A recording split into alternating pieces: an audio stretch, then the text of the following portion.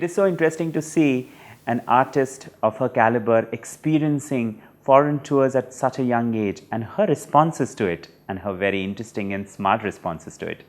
गोपी जी के साथ आपके फॉरेन टूर्स भी रहे हैं, हाँ. आपके खुद के फॉरेन टूर्स रहे हैं. हाँ. तो गोपी जी के साथ के फॉरेन टूर्स और आपकी पहली फॉरेन टूर, इसके बारे में जानना चाहेंगे. बहुत ही इंटरेस्टिंग है ये.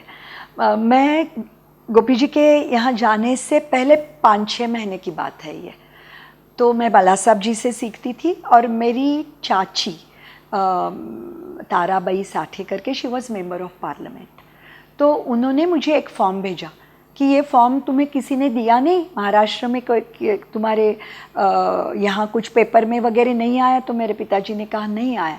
तो बोले कि इसको तुरंत भेज के तुरंत भरो और भेजो. तो उस ज़माने में जो भी हुआ करता था, मेरे पिताजी ने भर के फॉर्म भेज दिया. मुझे पता नहीं, जाहिर है मुझे पता नहीं, गर्ल ऑफ 11 years old, उसको क्यों क्या पूछना है. तो मुझे इंटरव्यू के लिए कॉल आ गया. तो उसमें लिखा था और इंटरव्यू था 10 दिन के बाद. तो उसमें एक शायद लाइन थी कि कैन यू स्विम. तो मेरे पापा ने हाँ करके भेजा. तब तक मैंने कभी टैंक भी नहीं देखा था. तो बस जिस दिन खत मिला उसी दिन शाम के 7 बजे स्कूल से मैं आई, डांस हुआ. मेरे पिताजी तिलक टैंक में लेके गए पूना में और बोले चलो आज से सीखना शुरू, 4 दिन में तुम्हें तैरना आना चाहिए, क्योंकि 10 दिन में तुम्हें दिल्ली जाके इंटरव्यू देना है, तो झूठा तो नहीं बोलना है तुम्हें तो तैरना तो आना है कम से कम. तो उन्होंने इतना मुझे साइकोलॉजिकली इतना ब्रेव बनाया. शायद मैं डरी नहीं थी क्योंकि बापू ही थे मेरे साथ, लेकिन उन्होंने मेरा ऐसे साइकोलॉजिकल बैकग्राउंड बनाया कि देखो बड़ी होके तुम इतना ट्रैवल करोगी, तो कभी अगर पानी में गिरोगी तो तुम्हारे साथ तुमने एक इंसान को बचाना है. तो शायद इसका मुझे इतना मेरे पे इम्पैक्ट हुआ कि किसी को बचाने के लिए मैंने स्विमिंग सीखना शायद शुरू किया. वहाँ गई, बहुत सारे क्वेश्चंस पूछे गए और मुझे कुछ करने के लिए पता नहीं कौन था एग्जामिनर, कुछ भी पता नहीं, लेकिन सब किया. 2-3 तोड़े करके दिखाए, बहुत सारे क्वेश्चंस पूछे उन्होंने. तो ये सब हो गया और मेरा सिलेक्शन हो गया स्वीडन जाने के लिए.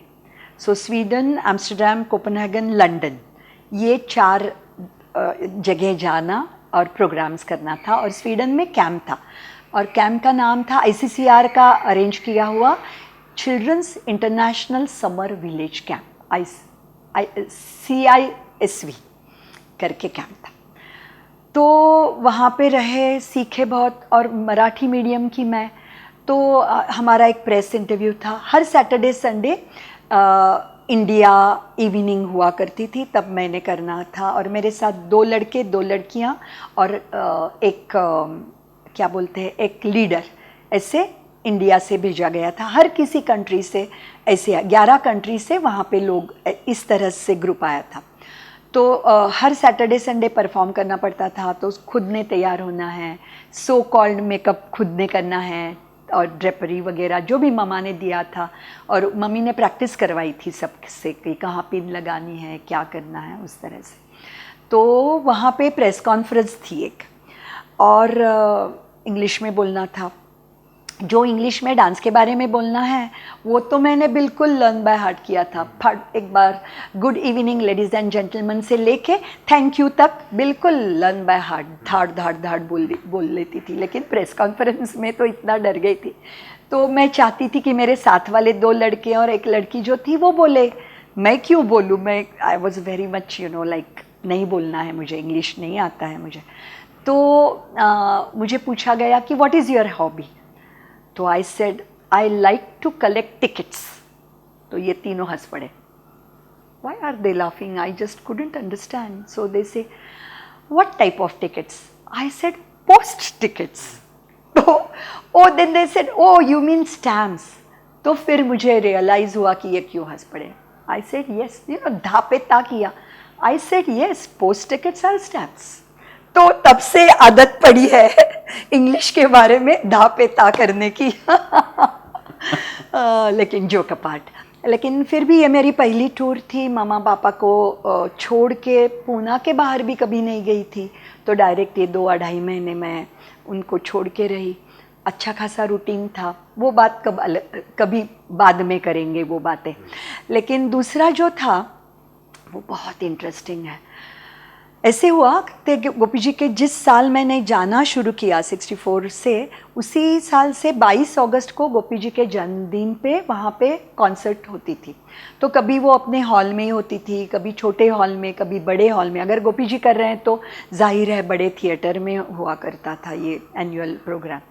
तो एक दिन हमारे क्लास के हॉल में ही प्रोग्राम था। ये बात है 68 की। तो मेरे लिए गोपी जी ने धमार कंपोज किया था, बिल्कुल एंट्री से लेके एग्जिट तक, और लाइव इंस्ट्रूमेंटेशन, राम जी भैया पखावज बजा रहे हैं, और ऐसे सब माहौल में मेरा धमार हो गया बहुत अच्छी तरह से। बहुत सारे सिने आर्टिस्ट आए थे, बहुत सारे बड़े बड़े कलाकार आए थे, बहुत तालियां वगैरह ली। शायद गोपी जी भी खुश थे क्योंकि बहुत हंसते हंसते देख रहे थे, और गोपी जी मेकअप करके कोने में बैठे थे। तो मैं जैसे ही अंदर आई ग्रीन रूम में, सब दीदी लोगों ने मुझे घाघरा पहनने के लिए कहा, वो क्या बोलते हैं, सब मुझे ड्रेपरी के पिन वगैरह लगाना शुरू किया। मैंने बोला बताओ तो क्या कर हो रहा है ये? तो बोले कि माला अभी तक नहीं आई है। माला करके एक लड़की थी, वो आई नहीं थी तब तक, और 2 आइटम के बाद होरी थी। तो मैंने तो होरी देखी थी कंपोज होते हुए, जो गोपी जी सिखाते थे इन सारे दीदी लोगों को, तो मैं बैठ के देखती थी। तो मुझे गाना तो याद था और वैसे मोमेंट्स भी देखे ही थे, खड़े होके नहीं किए थे। तो बोली कि तुम्हें पद्मा दीदी, Padma Khanna was in our batch and she was great Kathak dancer. तो वो बोली कि मैं तुमको बताते जाऊंगी, सिर्फ ध्यान देना, कान मेरी तरफ रखना, अपना अपना एक्सप्रेशन चालू रखना।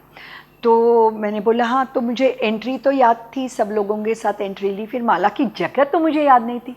तो पद्मा दीदी बोलती थी आगे कोने में, तो मैं करते करते आगे कोने में, मेरी तरफ मुड़ के देखना है जब अगले मूवमेंट के लिए। तो दीदी की तरफ देखा, घूंघट लेके वहाँ कक्कू की तरफ जाओ, तो घूंघट लेके बस कक्कू की तरफ जाओ। इस तरह से यहाँ एक बाजू गाना हो रहा है, एक बाजू ये मैं इंस्ट्रक्शंस ले रही हूँ, और डांस हो रहा है। तो किसी को भी पता नहीं चला कि मैं उसमें से आर्टिस्ट लोगों में से मैं नहीं थी। तो वो एक हो गया। उसके बाद का मैं पहले बताऊं ताकि मैं भूलूंगी नहीं। तो मेरी एक स्टूडेंट है माधुरी आप्टे, उन्होंने पुणे यूनिवर्सिटी से अंडर माय गाइडेंस पीएचडी की है।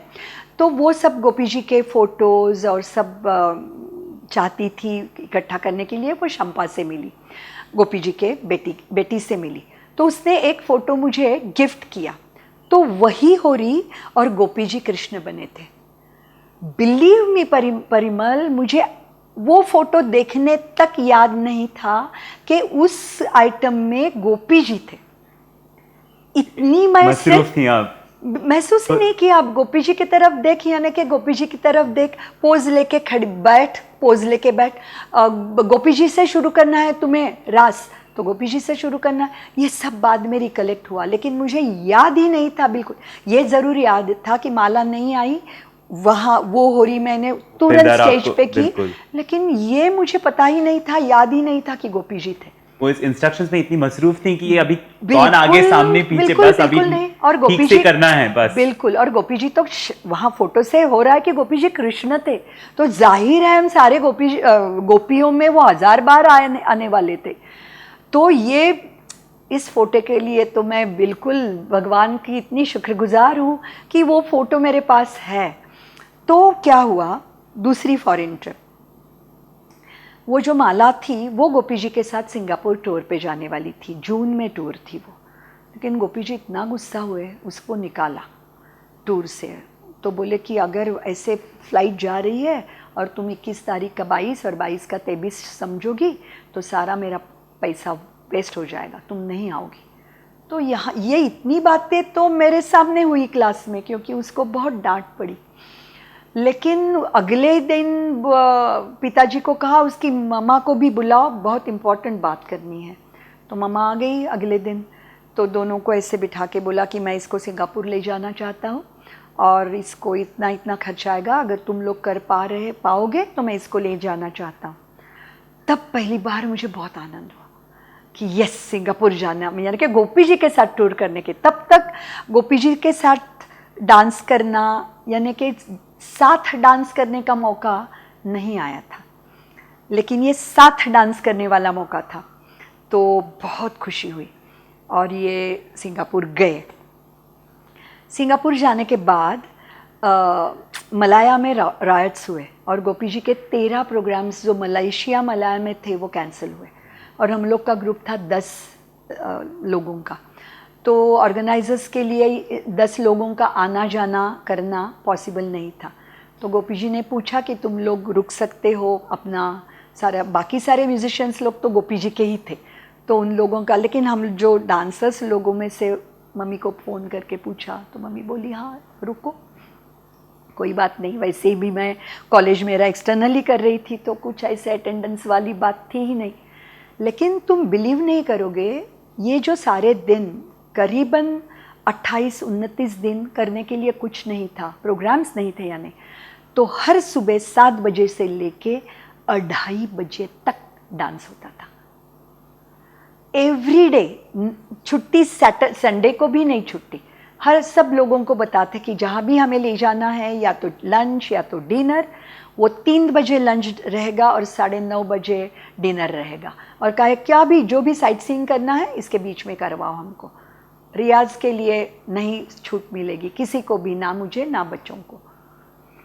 तो ये इतना बहुत स्ट्रिक्ट, ये मैं देख पाई कि ऐसा इंसान जो इतना श्रेष्ठ नर्तक है वो रियाज को कितना महत्व देता है और कितना पालता है वो।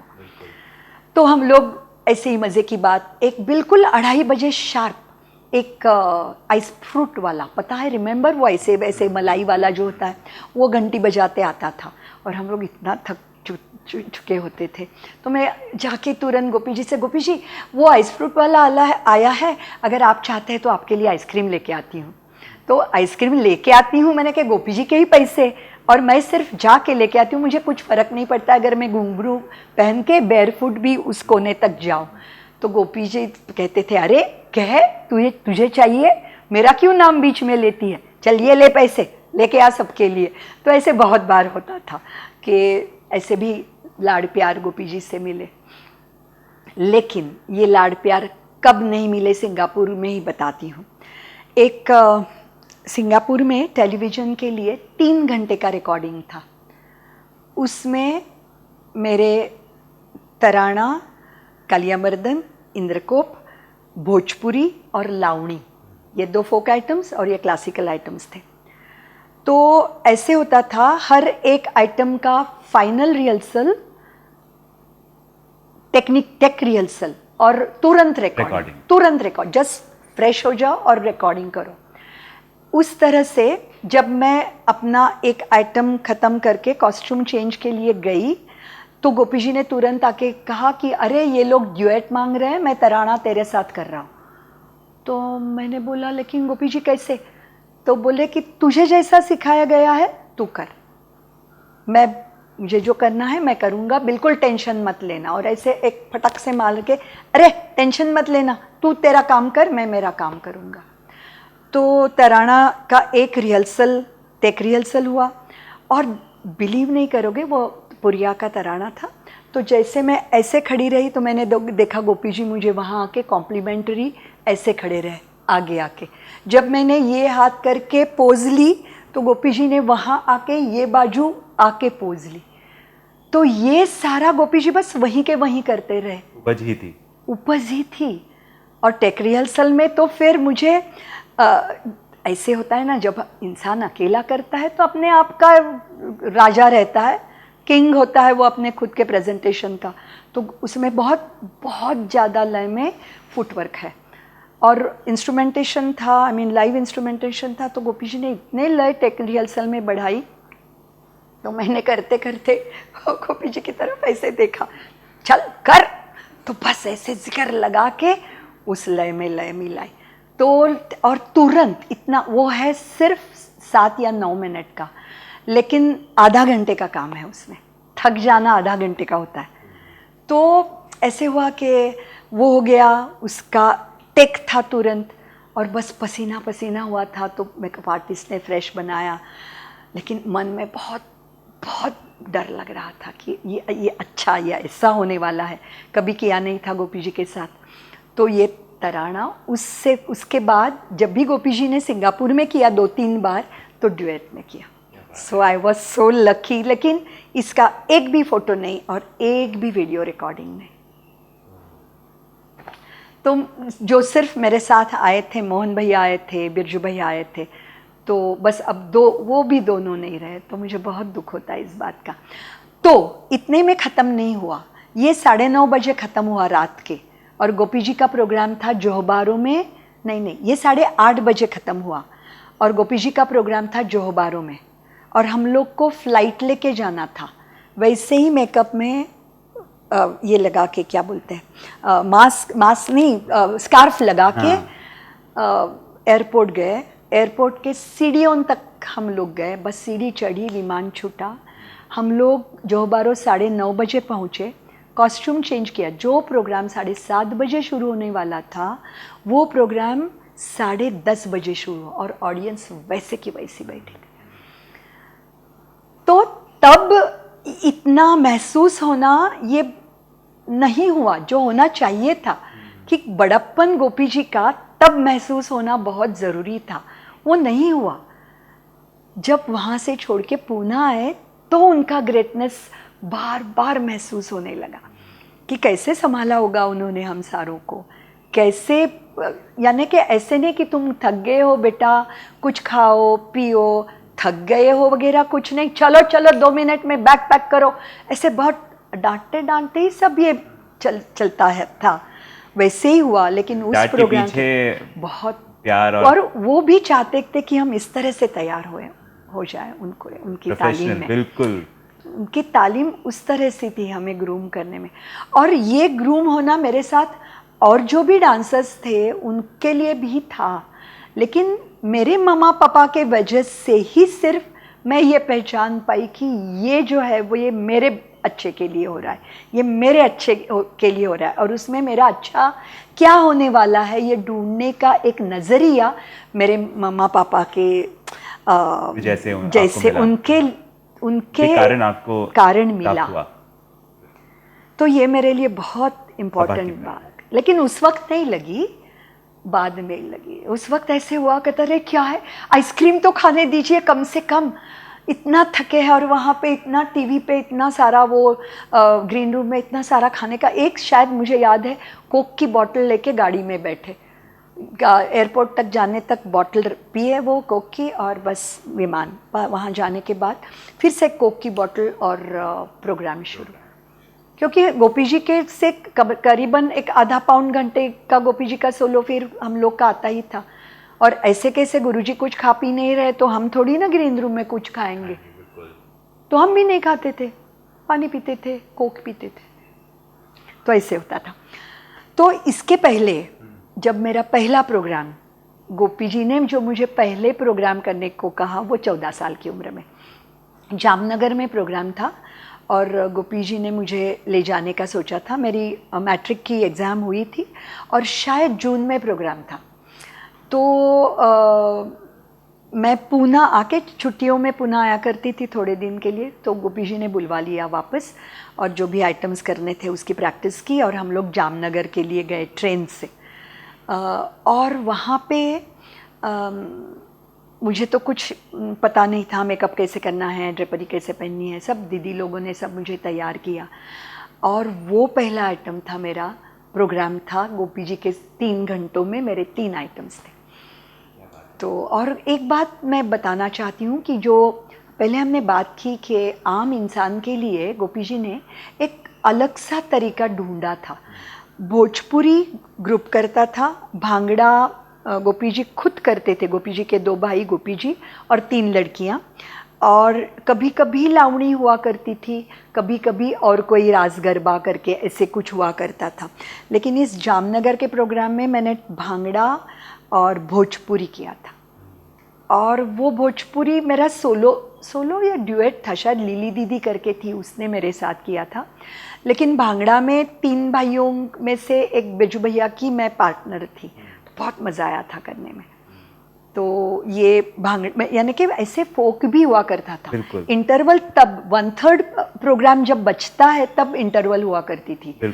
तो फिर फोक का तैयार होके एक के बाद एक 3 ये फोक प्रेजेंटेशंस, फिर प्रोग्राम खत्म हुआ करता। और मुंबई के कमर्शियल जो प्लेबैक सिंगर्स के प्रोग्राम यस वो ऐसे हैं। हाँ, वहाँ भी इसी तरह से गोपी जी ने सिने संगीत पे स्टेज पे एक बार भी प्रोग्राम नहीं किया, और उसका उन्हें बहुत गर्व था कि वो कहते थे कि मैंने बिल्कुल 2 पैरेलल लाइंस रखी है मेरे लिए। मैं सिनेमा में काम करूँगा, सिनेमा में नृत्य करूँगा, चाहे डायरेक्शन करूँगा, लेकिन मैं स्टेज पे सिर्फ कथक और कथक ही करूँगा। तो क्या हुआ करता था, Mohammad Rafi night, Talat Mahmood night, Asha Bhosle night, Lata Mangeshkar night, ऐसे में ये जो लोग हैं वो ही ज़्यादा गाते थे, आजकल के जैसे नहीं। गेस्ट अपीयरेंस नहीं था मेन आर्टिस्ट लोगों का, यही ज़्यादा गाते थे। और शायद उनके गाने में बीच में उनको अगर चेंज चाहिए और ज़्यादा ऑडियंस भी चाहिए तो गोपी जी का प्रोग्राम हुआ करता था, गोपी जी के पूरे म्यूजिशियंस के टीम के साथ। तो इन लोगों का पीछे सारा ऑर्केस्ट्रा और गोपी जी की बिछायत म्यूजिशियंस लोगों की यहाँ नर्तक के राइट साइड में, और बीच में खुला। उसमें गोपी जी के एक आइटम्स, बिल्कुल ताल हुआ करता था, तांडव हुआ करता था, ये जो मैंने गदभाव बताए वो हुए करते थे। लेकिन कई बार मुझे ऐसे अपॉर्चुनिटी मिली है कि उसमें मैंने तराना किया है, कालिया मर्दन किया है, वहाँ फोक कभी भी नहीं हुआ करता था, कभी भी नहीं। लेकिन ये 2-3 आइटम्स तो मैंने कितने बार किए हैं। बहुत एक इंटेलिजेंट आर्टिस्ट हम देख सकते हैं, क्योंकि किस शहर में किस तरह की मार्केट है और इस हिसाब से क्लासिकल को रॉबिंग रखने के लिए क्या मॉड्यूल रखना चाहिए। वो कहते थे सारे नर्तकों को, मैंने देखा एक बड़ी नर्तकी को उन्होंने कहा इससे कि वो उन्होंने कहा कि गोपी जी आपने स्टेज पे बहुत कम काम किया है, नहीं शास्त्रीय नर्तन में बहुत कम काम किया है, ऐसे हमारा आरोप है आपके ऊपर। तो ये बोले कि देखिए, आप भारत के सब नर्तकों ने मिलके जितना रियाज भी नहीं किया है उतने मैंने प्रोग्राम्स किए हैं। क्या बात है। और मेरे लिए इतने प्रोग्राम्स होना सिद्ध करता है कि मैं शास्त्रीय नर्तन में ही काम करता हूँ। वो बहुत मुंहफट थे, बिल्कुल अंदर एक बाहर एक वाली बात ही नहीं थी। तो उन्होंने बिल्कुल स्ट्रेट फॉरवर्डली ऐसे कहा कि ये बात है, और ये बहुत सच था। इतने प्रोग्राम्स उन्होंने किए, उनको अगर वो सांस की तकलीफ नहीं होती ना तो क्या, और वो जीते और बहुत चार चांद हम देख पाते उनको। Foreign tours at such a young age and her responses to it, and her very interesting and smart responses to it. Much more on this in the next episode.